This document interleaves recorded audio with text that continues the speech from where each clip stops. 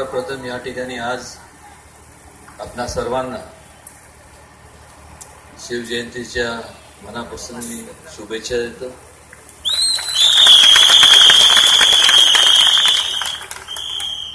वेळ अभावी मी सगळ्यांची नावं काय घेणार नाही, पण आज या ठिकाणी व्यासपीठावरती उपस्थित असलेले माझे मित्र सुनील काटकर, त्याचबरोबर माझे सातारा विकास आघाडीचे तिन्ही उमेदवार मनीषाताई, माझे मित्र विठ्ठल, हनुमंत आणि ह्या व्यासपीठावरती उपस्थित असलेले सर्व माझे मित्रमंडळी, ज्येष्ठ आबा, आणि आज या तिघांनाही मोठ्या संख्येने आशीर्वाद देण्याकरता, पाठिंबा दर्शवण्याकरता उपस्थित असलेले सर्व आपण लोकशाहीचे राजे, मनापासून आपण या ठिकाणी सर्वजण वेळात वेळ काढून आलात आणि आपला बहुमोल वेळ खर्च करून या ठिकाणी उपस्थित राहिल्याबद्दल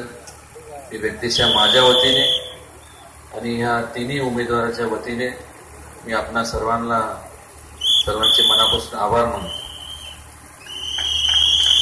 फक्त आता मला एक समजत नाही, अनेकदा सातारचे विद्यमान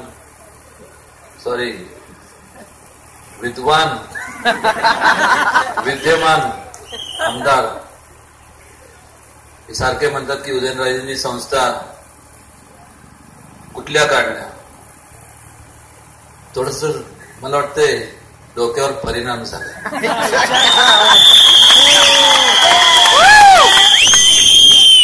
थोडं म्हणण्यापेक्षा पूर्ण झालं. त्याचं कारण सांगतो. हा प्रश्न तुम्ही असं आपण जर विचार केला, म्हणजे शिवेंद्रांनी विचार करायला पाहिजे, स्वतःला विचारलं पाहिजे की शिवाजी महाराजांनी कुठल्या संस्था काढल्या,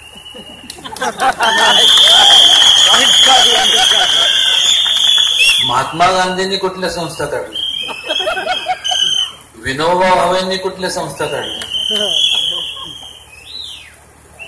त्यानंतर महात्मा ज्योतिबा फुलेंनी कुठल्या संस्था काढल्या. ह्या जिल्ह्याचे सुपुत्र आणि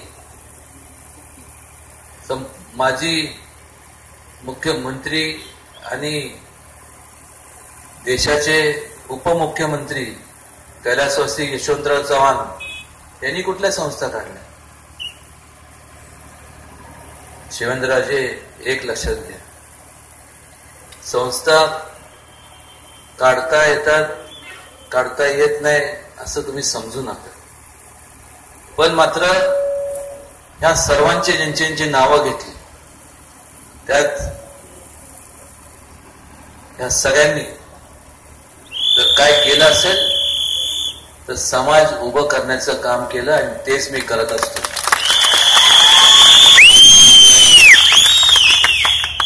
फार बोलण्यापेक्षा तुमच्या वडिलांना देखील आमच्याच वडिलांनी राजकारणात आणलं आणि उभं केलं.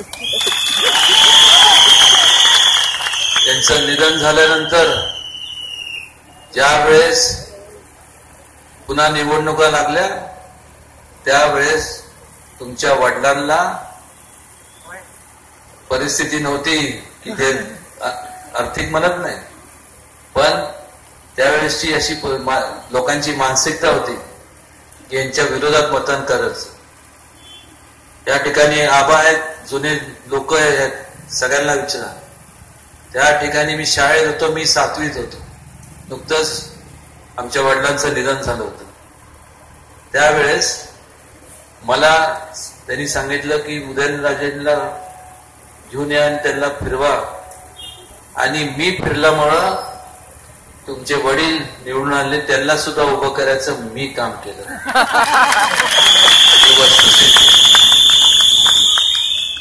आणि त्यामुळं जास्त बोलू नका. चेक वटतोय का नाही वटतोय याची तुम्ही काळजी करू नका. जोपर्यंत उदयनराजे आहेत चेक हा वटणारच.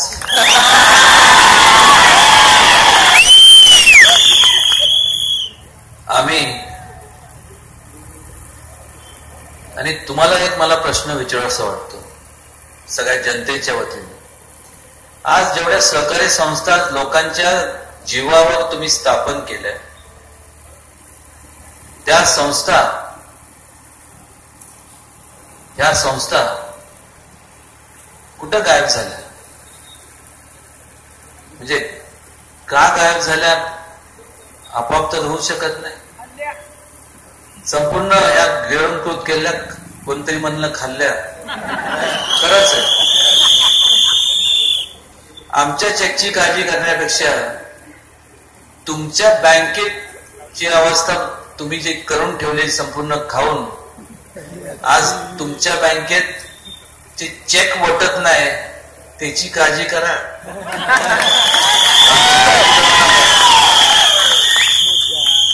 आणि त्यामुळं फार बोलण्यापेक्षा हा समोर जो कारखाना दिसतोय त्याचं लायसन्स कोणी आणून त्यांना दिलं ते जरा त्यांनी सांगू द्या. शेवटी दस्त कोणाचे असतात खरं ते तर खरं खोटं तर बोलत नाही. ते केलं असेल तर कैलासवासी प्रतापसिंग राजे भोसलेंनी. आणि त्यामुळं अशा फालतू गोष्टी बोलत जाऊ नका. मी मागा सुद्धा निवडणूक जेव्हा नगरपालिकेची होती त्यावेळेस मी बोललो होतो तर तुमच्यात खरंच दम असेल तर असं इकडं तिकडं कुठं कोपऱ्यात इकडं बोलणं असं करण्यापेक्षा गांधी मैदानावरती या समोर म्हणलं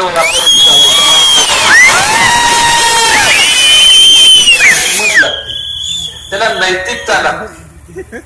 एवढं खाल्लंय की यांना कळणं झालं. मी खरं सांगतो परळीच्या सभेत असं व्यासपीठावर असं बसलो होतो आणि समोर असं पोस्टर होतं मोठा असा पोस्टर. तिथं अजित पवार, रामराजे, शशिकांत शिंदे, शिवेंद्रराजे म्हणलं. ह्याच्यात म्हणलं मी विचार करतो यांच्यात साम्य काय म्हणलं. त्याच्यात साम्य एवढंच आहे की हे सगळे भ्रष्ट आहेत आणि या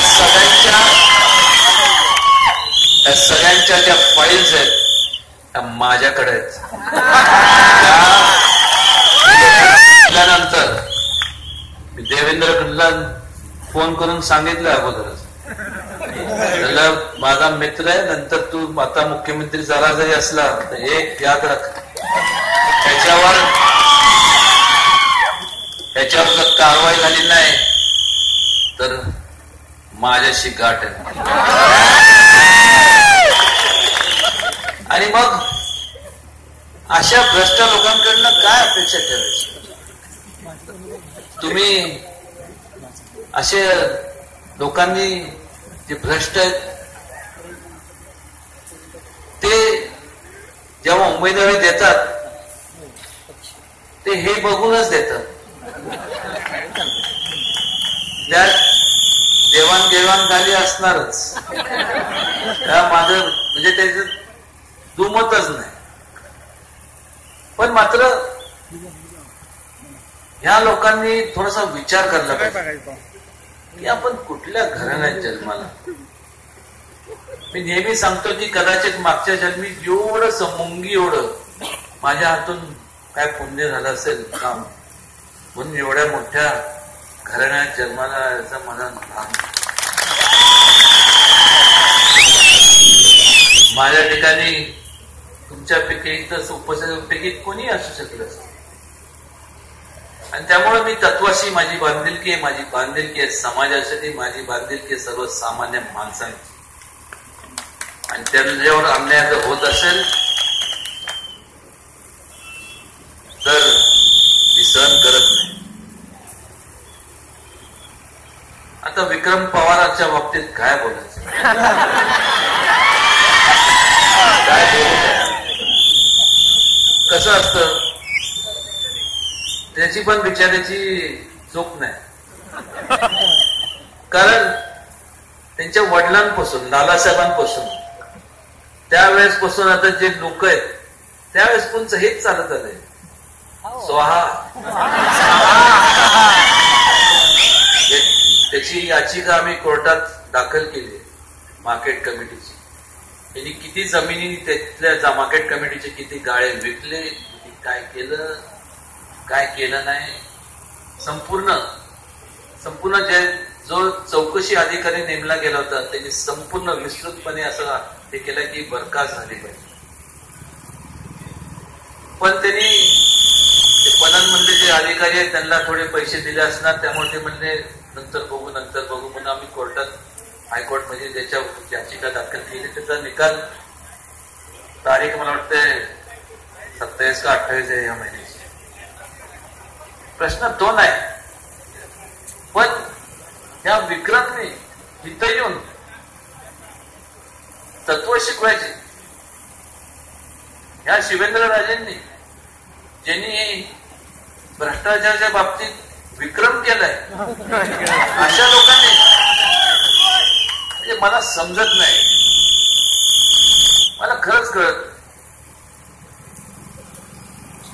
पण मी मगाशी आसनगावमध्ये सांगितलं, बोललो मी, पण कशाला चव्हाणांना तरी काय म्हणून त्यांचे असून किती पैसे असणार, काहीतरी असं ना, एवढे काय जेवढे असतात तेवढे मला काय माहिती. पण मी सांगितलं मग त्याच्यापेक्षा मग दाऊदला द्यायचे ना, दिग्भर पैसे त्याला द्यायची. अहो एक लक्षात घ्या, हे जग चालतं नैतिकतेवरती. हे जग पैशावर चालत नाही, हे जग चालतं फक्त नैतिकतेवरती, मैत्रीवरती आणि लोकांची सेवाभावी जो माणूस करतो त्याच्याकडं बघून लोक मतदान करतात. आज मला सांगा, तर एवढं जर ह्यांची नैतिकता असती तर आमच्या भाऊसाहेब वेदांतिका राजेचा पराभव झाला असता. लोक कंटाळले, आयुष्याच्या पुंजा ज्यांनी ह्या संपूर्ण त्यांच्या बँकेत ठेवल्या त्या संपूर्ण रडत बसलो. एक बाई माझ्याकडे आली, ही वस्तुस्थिती, मी खोटं बोलत नाही कधी. ती माझ्याकडे आली आणि म्हणजे मी ऑफिसमध्ये बसलो होतो, काय मावशी काय, ती रडायला लागली. नाव झालं काय मला ते सांगा. काय सांगू काय, तिला काय कोण बोललं काय काय सांगा, मी येतो म्हणजे. ते म्हणजे नाही, काय म्हणाले नाही तिला, आणि बिचारी खेड्यातली होती, तिला काहीच माहित नव्हतं. ती तिच्या मुलीचं लग्न ठरलं आणि ती बस्ता बांधायला दुकानात गेली. ते बस्ता बिस्ता बांधला आणि ती म्हणजे मी येते बँकेतनं पैसे काढून. बँकेत गेली, ते म्हणले अहो ते तर सांगण्यात आलं, मावशी तुम्हाला माहित नाही बँकेत काहीच शिल्लक नाही. ती माझ्याकडे आली, मी म्हणलं रडू नका, म्हणलं दुकानदाराला फोन केलं, जे असेल ते बस्त्याचं हे करा, लग्न तुटता कामा नाही, बाकीचं काय असेल ते मला भेटा, मी बघत होतो. म्हणजे अशा त्यांनी लोकांची अशी परिस्थिती करून ठेवली का म्हणून, आणि कुठल्या तोंडाने हे सगळे ठिकठिकाणी जातात आणि कुठल्या तोंडाने हे लोकांसमोर जाऊ शकतात. खरंच याला म्हणतात धाडस, याला म्हणतात स्टाईल, आणि माझी स्टाईल काढतात. मी तर असंच करतो.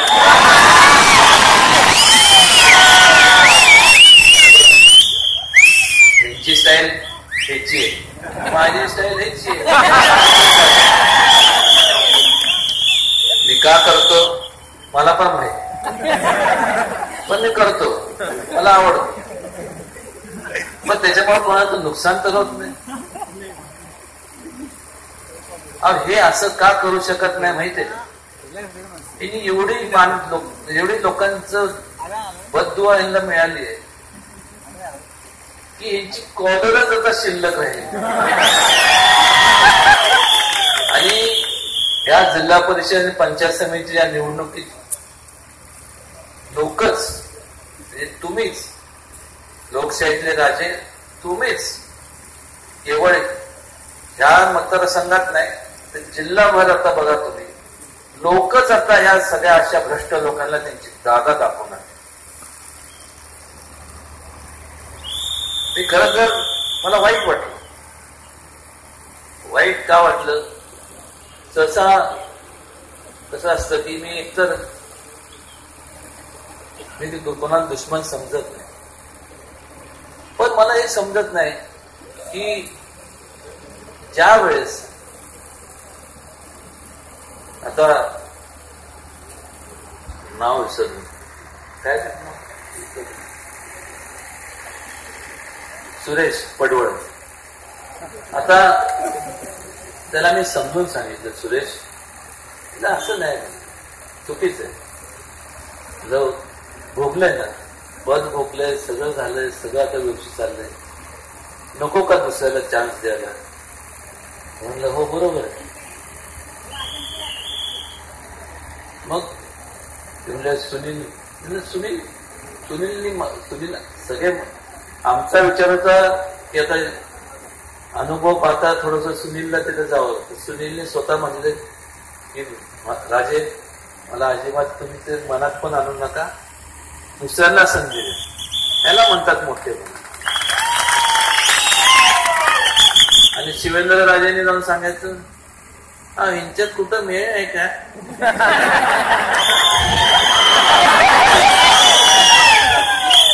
एक दादांचा उमेदवार आणि एक काकींचा.